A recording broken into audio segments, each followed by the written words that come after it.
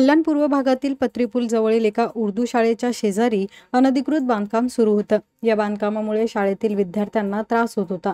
त्यामुळे याबाबत शाळेच्या मुख्याध्यापिका आणि काही नागरिकांनी महापालिकेच्या आयुक्त अधिकृत बांधकाम विभागाकडे तक्रार केली। या तक्रारीची दखल घेत प्रभाग सहाय्यक आयुक्त सविता निले यांनी उपअभियंता यांच्याकडून बांधकामाचा अहवाल मागवला।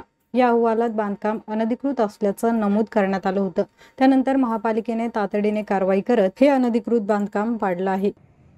कमर्शियल बांधकाम सुरू असल्याची तक्रार ही 21/8/2023 या दिवशी उपायुक्त अनधिकृत बांधकाम यांच्याकडे प्राप्त झाल्यानंतर प्रभाग जेच्या सहाय्यक आयुक्त हिले यांनी उपअभियंत्यांच्याकडून अहवाल मागितला आणि त्या अहवालामध्ये 12x15 मोठं स्ट्रक्चर त्या ठिकाणी अनधिकृतरित्या बांधकाम सुरू असल्याचं निदर्शनास आलं आणि त्याला अनुषंगाने त्यांनी संबंधित शाळेच्या मुख्याध्यापिकांनाही पत्र दिलं होतं की अनधिकृत स्ट्रक्चर तात्काळ निष्कासित करावं। ती निष्कासित करता न आल्यामुळे त्या ठिकाणी कारवाई करण्यात आली। प्रथमदर्शनी अशी गोष्ट निदर्शनास येते की त्या ठिकाणी शटर लावलेलं असं कमर्शियल स्ट्रक्चर आहे आणि जेव्हा प्रत्यक्षात त्या ठिकाणी शौचालयाचं बांधकाम चालू आहे अशा गोष्टी प्रसारमाध्यमातून जेव्हा समजल्या त्या बाबतीत खुलासा करून प्राप्त आहे। तर ते कमर्शियल स्ट्रक्चर असल्यास निदर्शनास आल्यामुळे मान्य आयुक्त महोदय यांच्या निर्देशानुसार अनधिकृत बांधकामावर कारवाई करण्यात आली। हा मुद्दा क्रमांक 1।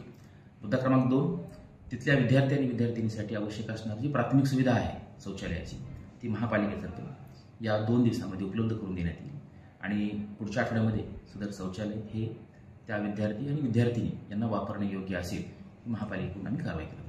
नमस्कार, 3D न्यूज मध्ये आपल्या सर्वांचे स्वागत।